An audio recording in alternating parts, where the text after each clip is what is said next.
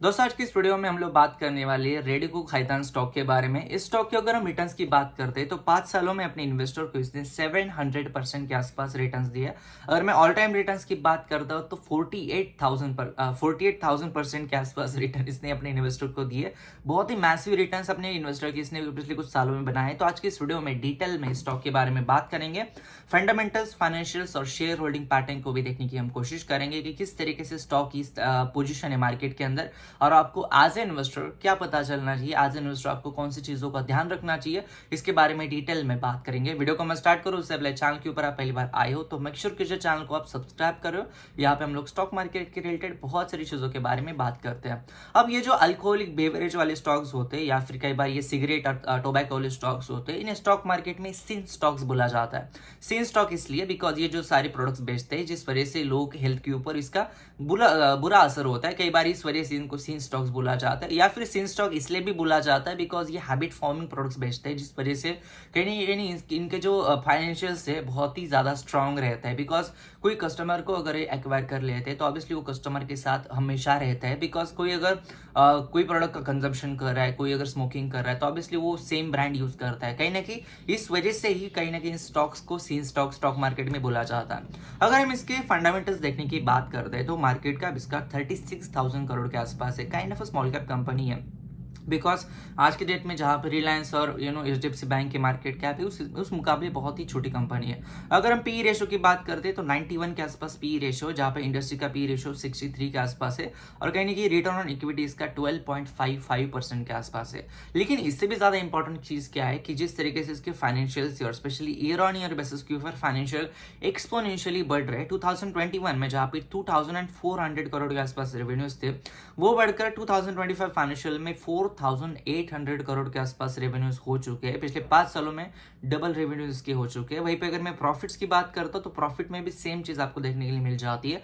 2021 में 264 करोड़ के आसपास प्रॉफिट था, वहां से बढ़कर 2025 फाइनेंशियल ईयर में 346 करोड़ के आसपास प्रॉफिट आपको देखने के लिए मिल रहा है। कहीं ना कहीं ईयर ऑन ईयर बेसिस के ऊपर रेवेन्यूज और प्रॉफिट्स दोनों के अंदर बहुत ही अच्छे तरीके से ग्रोथ हो पाई है।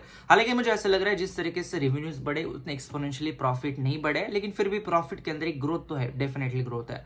अगर हम शेयर होल्डिंग पैटर्न की बात करते हैं तो प्रमोटर के पास 40% के आसपास स्टेक है, म्यूचुअल फंड के पास 19.63% के आसपास स्टेक है, एफआईएस के पास 17.77% के आसपास स्टेक है और बाकी का जो स्टेक है वो रिटेलर और डीएस के पास है। अब जो इंपॉर्टेंट बात क्या है, रेडिको खैतान जो है वो अल्कोहलिक बेवरेज वाली कंपनी है। ये जो कंपनी है ये बेचती है अपने अल्कोहलिक प्रोडक्ट्स जिस वजह से लोग इसको कंज्यूम करके कहीं ना कहीं अपनी पार्टीज में इसको यूज करते हैं। तो ऑब्वियसली इसके जो यूजनेस है यही ना कि स्टॉक के अंदर जो स्ट्रांगनेस है फाइनेंशियल्स के अंदर, ऑब्वियसली ये जो स्मोकिंग और ड्रिंकिंग करने वाले जो लोग होते हैं इनकी वजह से, ऑब्वियसली इस वजह से कहीं ना कहीं आने वाले दिनों में ये जो सारा सेक्टर होता है ये गवर्नमेंट के बहुत ही ज्यादा रडार के अंदर होता है। बिकॉज इस सेक्टर से जितने सारे टैक्सेस कलेक्शन होता है गवर्नमेंट को शायद ही किसी अदर इंडस्ट्री से इतना ज्यादा टैक्स कलेक्शन होता है। कहीं ना कहीं इस वजह से गवर्नमेंट बहुत ही ज्यादा फोकस के ऊपर रहता है इस सारी इंडस्ट्री के इनके ऊपर, और इस वजह से इनके जो मार्जिन होते हैं ना ये भी डिसाइड करने का जो हक होता है इनके ऊपर ज्यादातर होता नहीं है। जिस वजह से कहीं ना कहीं इनका जो प्रॉफिट्स होते हैं